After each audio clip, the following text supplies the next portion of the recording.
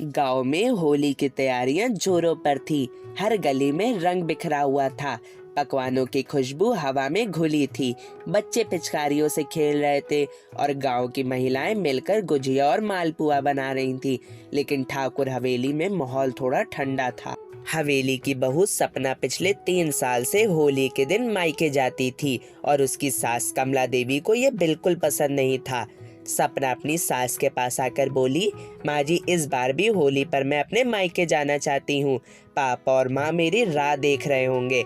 कमला देवी ने कहा, बहू, तुम ये कैसी बातें कर रही हो? हमारी बहू मायके में होली थोड़ी ना मनाएगी। अगर तुम मायके में होली मनाओगी तो यहाँ पे हवेली पे रंग कौन जमाएगा? सपना धीरे से बोली, माँ जी, मैं वहाँ साल में बस एक बार जाती हूँ। जब से मेरी शादी हुई है मैंने अपने माता पिता के साथ होली नहीं खेली। कमला देवी ने गुस्से से कहा, बहू, शादी के बाद ससुराल ही असली घर होता है। तुम्हारे माँ बाप की चिंता हमें भी है, पर हर बार मायके जाना सही नहीं है। सपना चुप हो गई। उसे समझ आ गया कि इस बार होली यही मनानी होगी, लेकिन मन थोड़ा भारी था। इधर होली की रात जब सब सो गए थे, तभी गांव के कुछ शरारती लड़कों ने ठाकुर हवेली की दीवारों पर काली पोत दी और दरवाजे पर अजीब अजीब रंग डाल दिए। सुबह जब सबने देखा तो गांव में हंगामा मच गया। ठाकुर साहब गुस्से से बोले, जिसने भी यह हरकत की है उसे सजा जरूर मिलेगी। गांव के लोग भीड़ की शक्ल में हवेली के बाहर इकट्ठा हो गए। हर कोई चर्चा कर रहा था, ये बदमाशी किसने की। कमला देवी का चेहरा गुस्से से लाल था। उन्होंने सपना से कहा, देखा बहू, यही होता है जब इंसान दूसरों के साथ जरूरत से ज्यादा नरमी बरतता है। इन बदमाशों को तो सबक सिखाना होगा।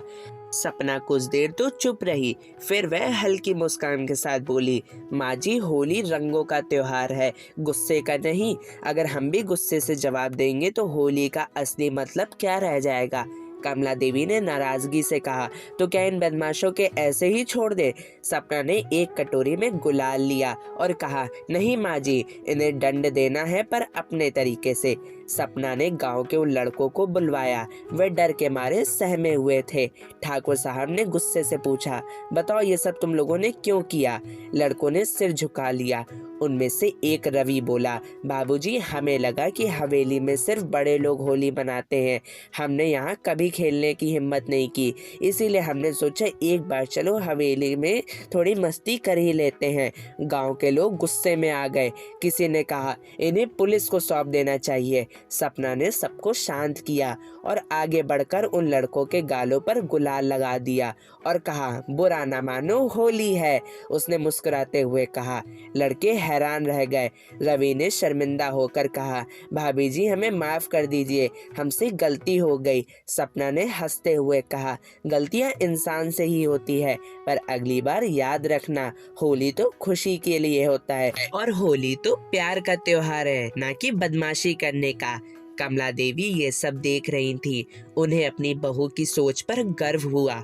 उन्होंने सपना की तरफ देखा और वह मुस्कुराई। उन्होंने कहा, बहू, आज तुमने मुझे सिखाया कि होली सिर्फ रंग लगाने का नहीं, बल्कि दिलों को जोड़ने का त्योहार है।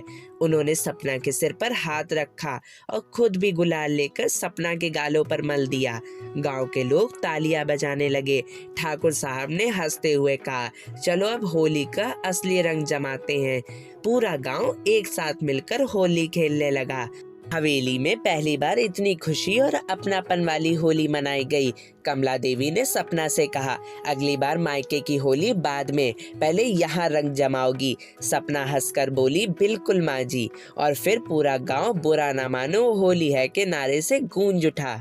कहानी का संदेश, होली सिर्फ रंगों का नहीं, दिलों को जोड़ने का त्योहार है। हमें गुस्से से नहीं, प्यार से हर समस्या का हल निकाला जा सकता है।